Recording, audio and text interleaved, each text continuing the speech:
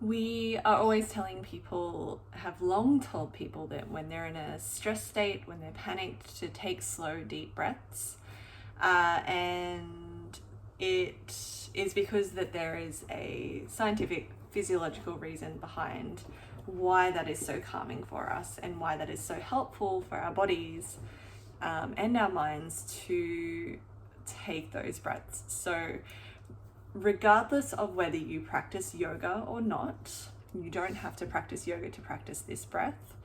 And you don't even have to believe in anything around yoga to believe the science behind breathing like this. So what these slow, deep breaths do is it functionally resets our autonomic nervous system. So they help to bring our parasympathetic nervous systems on board, online, and that calms down our bodies. So it synchronizes the neural elements in our heart, lungs, limbic system, and cortex.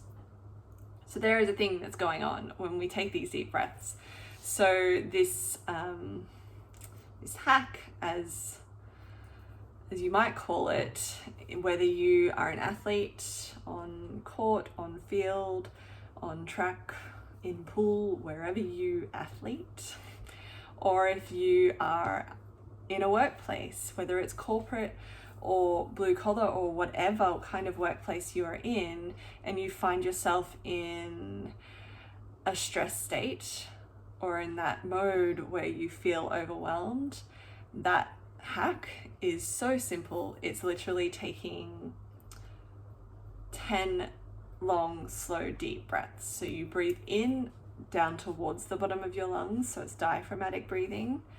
And then when you exhale, you match the same length as your inhale.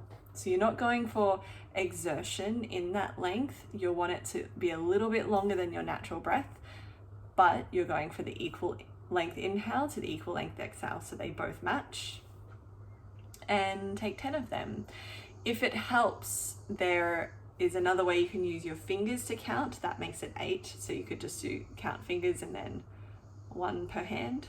That can be really helpful just to measure and take it slowly. So 1 hand at a time, a breath per finger, the thumb touching the finger, do the other side, and then a breath.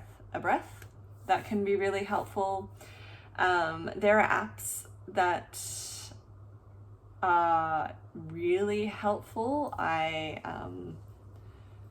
Disclaimer, I'm not in partnership with any of these, but the one that's coming to mind, it's called box breathing, and you can set reminders as well. It's set reminders so it comes up during the day for you to take those pauses, even if you're not in a stress state, because the more we practice these breaths outside of a stress state, the more that they are able to come on board for us once we are in that stress state, because we know that when we're stressed, it becomes more challenging to remember things, especially the things that are helpful for us. So box breathing is a really good app. It measures that square breath. It includes pauses between each, and you can count it, and it takes you through 10 breaths. You can set the limit on the count of those breaths, so it can be 3 counts, 3 counts, 3 counts, 3 counts, 4, 4, 4, 4, or I think there are other ways you can set that up as well, depending on what works for your body.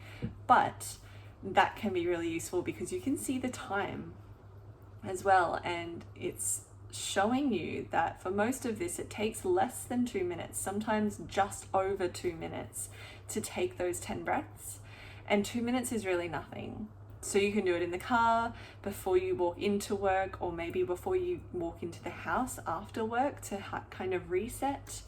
At the end of your lunch break, you can do it at the beginning of your training session and set a reminder between certain aspects of your training session to then recheck in and do those 10 breaths. They can be really useful. But I like the app in the sense that, yeah, you can see the time, so it kind of reminds you how quick it can be. It doesn't have to feel like an hour that you're taking out just to take 10 breaths. But you can measure it as well. So if you like measurable things, I recommend using an app. If you need to just be able to take 10 discrete breaths at your desk or while you're on court or wherever you athlete, you can take those breaths and count them using your fingers on each hand.